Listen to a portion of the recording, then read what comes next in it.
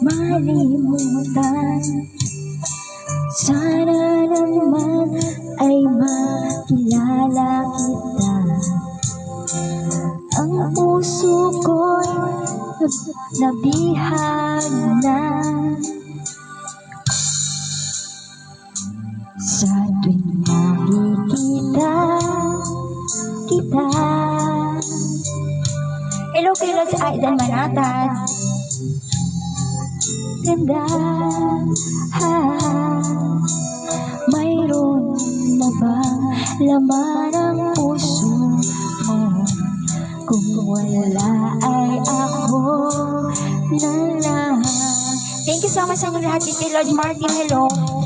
Mag-isa ay naiisip ka.